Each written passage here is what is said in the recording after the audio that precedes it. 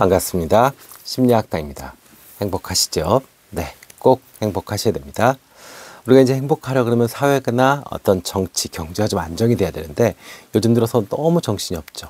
윤통이 쏘아올린 똥이 대한민국을 완전히 뒤덮고 있습니다. 저는 이 윤통을 보면서 생각이 드는 게 이 다크나이트, 배트맨 시리즈의 다크나이트에서 하비덴트 검사가 생각이 나더라고요.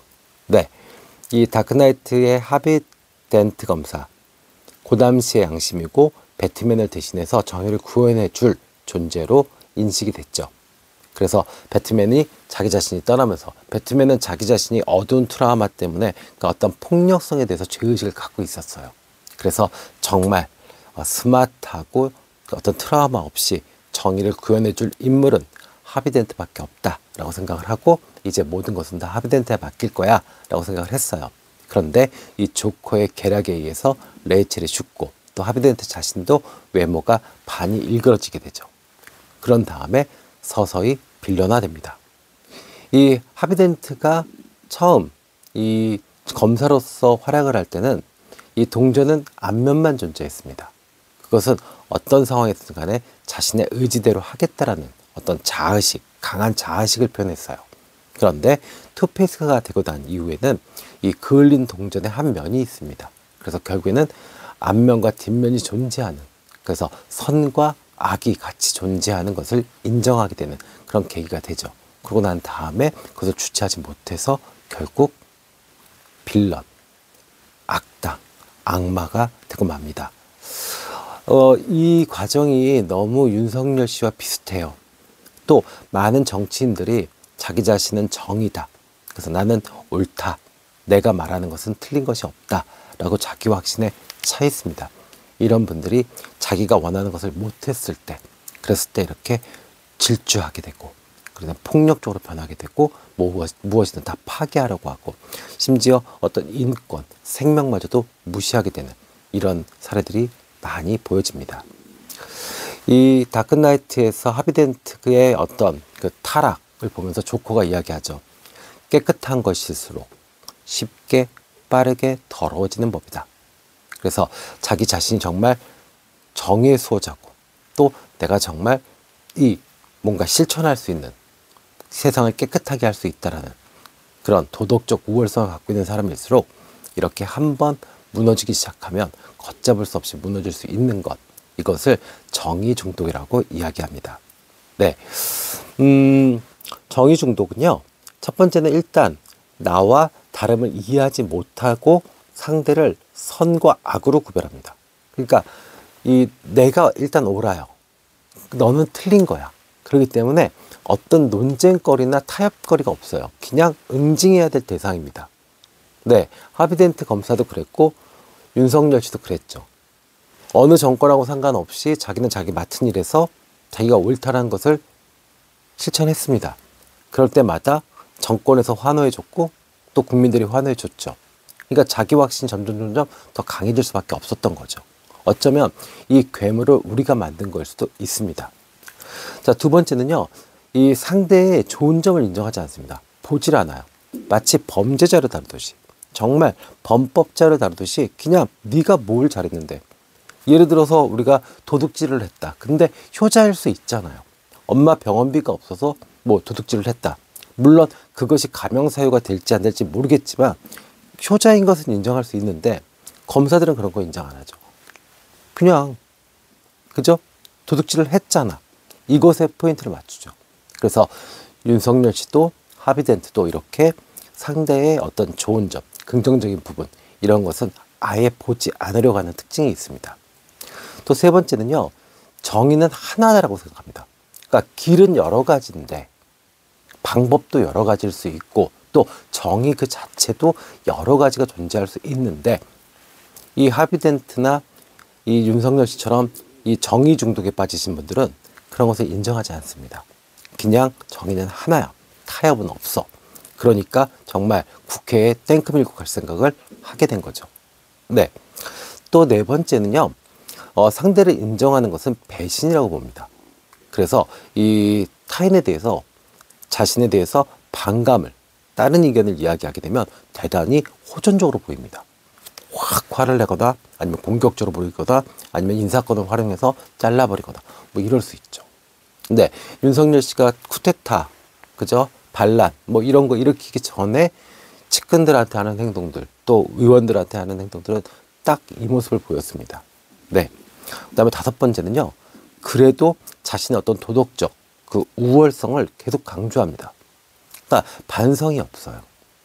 그런 어마어마한 사고를 쳐놓고도 난 정말 옳았는데, 난 정말 이게 성공만 했으면 정말로 좋은 세상이 되고 이 땅에 종북자파가 사라지고 부정선거가 사라지고 정말 깨끗하고 선량한 사람들이 공정과 상식에서 움직일 수 있었던 세상을 만들려고 했는데 다만 실패한 거야.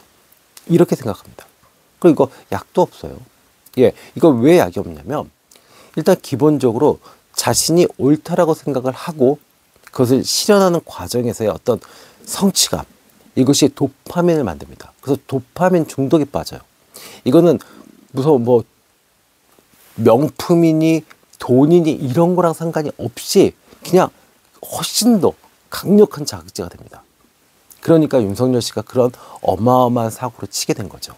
네, 그러면 우리가 윤석열 씨만 이런 이 미친 짓을 했을까요? 아니요. 역사적으로 이런 미친 짓을 하신 분들 많죠. 히틀러도 그랬고요. 히틀러도 유태인들 그렇게 학살하면서도 유럽을 쑥대밭을 만들면서도 자신은 항상 정의를 생각했고 자기는 옳았고 자기와 다른 생각을 한다라고 하면 처단한 겁니다. 실제 지금 반대편에 서서 윤석열을 탄핵하라, 구속해라, 지금 끌어내려라 이렇게 이야기하시는 분들도 대부분 다 이렇게 정의 중독에 빠져 있는 분들 계십니다. 그래서 자신이 도덕적으로 우월하고 그 다음에 편을 갈라서 저 사람은 무조건 나쁜 사람 이렇게 해서 공격하고 선동하고 이런 거 많죠. 그래서 이 시국에서 지금 각자 무엇이든 생각하시고 선택하시고 행동하시는 거 좋아요. 그런데 선동당하지 마시고 선동하지 마세요. 내가 촛불을 들고 나갈 거면 나 혼자 조용히 나가시고요. 또 끝나고 나면 조용히 치우고 오시면 됩니다. 그것이 나한테 추억이 되고 감정적으로 어떤 뭐 자긍심, 어떠면 뭐 기분 좋은 일 이런 것다. 그러면 그렇게 하시면 돼요. 근데 그런 거를 안 했다고 누군가를 비방하거나 뭐 그 연예인한테 가가지고 댓글 테러하고 이런 거는 옳지 않습니다. 사실 정치인들은 다 이렇게 정의 중독에 빠져가지고 도파민에 흥분돼서 날뛰는 사람들이니까요. 아셨죠? 네. 자, 그러면 이 인간들은 왜 이럴까요? 기본적으로 인간은 대립하도록 무엇인가 사물을 보면 대립, 대칭하도록 그 나누는 기본적인 성향이 있습니다. 그러니까 짝을 지어서 물이 져가지고 내 편, 네 거, 우리 편, 적 이렇게 해요. 이렇게 빨리빨리 나눠놔야 내가 생존에 유리합니다. 그래서 이 지금 이렇게 이분법적으로 생각을 하고 친구 아니면 적이고 내 편 아니면 공격 대상으로 생각하시는 분들은 기본적으로 인간 본성에 충실한 진화가 덜 된 인간들입니다. 아셨죠? 네. 그러면 이 정의 중독에 빠져서 이 도파민에 흠뻑 젖어 있는 이 상황은 어떻게 극복할 수 있을까요? 첫 번째는요, 이 흑백 논리에서 벗어나야 됩니다. 확률로 계산하셔야 돼요. 아, 0 아니면 100이 아니라 55%도 이긴 거야. 60%도 이긴 거야. 58%도 이긴 거지. 이렇게요. 모 아니면 도가 아니라 나의 선택에는 개도 있고 걸도 있고 유도 있다. 기왕이면 걸이면 좋겠다.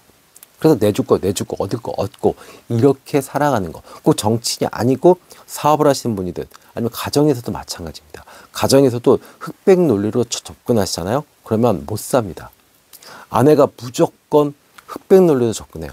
나만 사랑하지 않으면 불륜이고 바람이고 뭐 남편 놀이 못한 거야. 이런 식으로 밀고 들어오잖아요.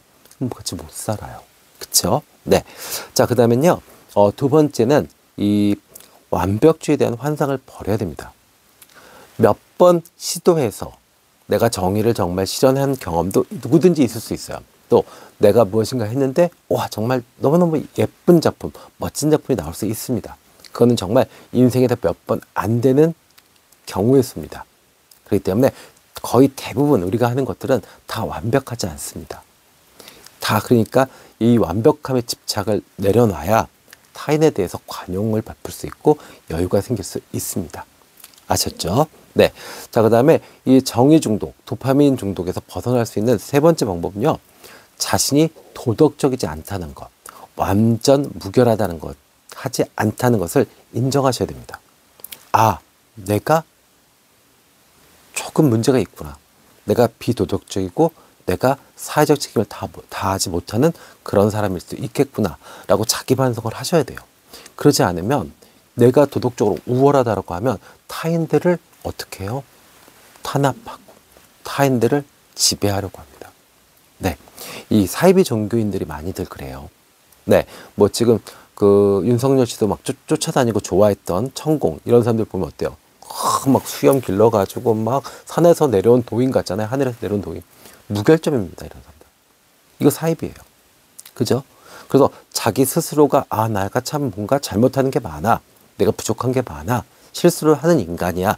이렇게 생각을 하셔야 됩니다. 그리고 자기 반성을 하셔야 돼요. 자, 네 번째는요.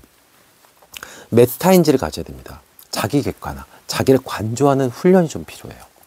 내가 지금 무슨 짓을 하고 있다. 근데 몰입하고 매몰돼 있으면 절대 객관화가 안 돼요. 그럼 어떻게 해요? 가끔씩 빠져나와야 됩니다. 아, 내가 이런 짓을 하고 있는데 타인들이 봤을 때는 이것이 과연 납득이 되는 것인가? 이해가 될 만한 행동인가를 한 번 정도 생각을 하셔야 돼요. 그렇지 않으면 우린 누구나 하비덴트가 투페이스가 된 것처럼 정말 영웅에서 한순간에 빌런이 될 수도 있습니다. 그래서 우리 모두도 이렇게 생각하시는 게 좋을 것 같아요. 자, 그 다음에 마지막 다섯 번째입니다. 삶에요, 여유와 여백을 좀 남겨두세요. 호전적이고 공격적이고 뭔가 성취해야 되겠다. 그렇게 해서 성공하는 거 아닙니다. 삶은 한 70 정도는 내가 노력하고 30 정도 비워놓으면 그 30이 누군가가 채워주거나 그것이 운이 좋거나 신의 가호가 있어서 그것이 채워질 수도 있고 또 아니면 뭔가 좀 여백이 남아서 뭐 제대로 안 될 수도 있습니다. 그게 삶이고 그게 우리네 인생입니다. 꼭 100% 가득 채워가지고 완벽하게 내가 저 인간들 다 없애야 돼. 완벽하게 저 팀을 내가 꼭 쓰러뜨려서 내가 원하는 대로 의사결정을 하고 내가 원하는 대로 무엇인가 진행해야 돼. 이러는 순간 정의 중독자가 되고 그 다음부터는 나도 모르게 빌런이 되고 악마가 되는 것밖에 길이 없습니다. 아셨죠? 네, 너무 혼란스러운 세상입니다. 그래서 뭐라 말씀드리기 어려워요. 저한테 뭐 이재명은 어떻냐, 뭐 누구는 어떠냐, 뭐 이렇게 물어보시는 분들도 계신데 일단은 지금 사고 치신 네, 윤석열 씨에 대해서는 여러분들이 조금 다각도로 좀 알으셔야 되기 때문에 제가 이렇게 시리즈로 만들어서 말씀을 드리고요. 뭐 누구를 찍자, 누구를 지지하자, 뭐 이런 얘기는 못합니다. 제가 네, 할 도리도 없고요. 그죠? 그래서 자유민주주의 국가입니다. 어떤 선택을 하고 어떤 선택을 하고 또 어떤 행동을 하시는 거는 뭐든지 자유롭게 하십시오. 대신에 폭력적으로 타인에게 강요는 하지 않는 것이 좋습니다. 역사적으로 봐도 그런 행동들을 하는 것들을 우리가 홍위병, 그죠? 나팔수, 네, 나치에 부역한 사람들 이렇게 됩니다. 그래서 무엇이든 지금은 옳다라고 생각할 수 있어요. 근데 지나고 나서 보면 그 또한 옳지 않을 수도 있습니다. 근데 지금 내가 내 나이에, 내 지식에, 내 상황에 옳다라는 것은 하십시오. 대신에 타인에게 강요하는 것은 정말 잘못된 겁니다. 아셨죠? 네. 자, 지금까지 심리학당이었고요. 날씨도 추워지고 전국도 혼란스럽고 먹고 살기도 힘들어지는 세상이 계속되고 있습니다. 항상 건강 챙기시고 행복 잘 챙기시기를 부탁드립니다. 지금까지 심리학당이었습니다. 감사합니다.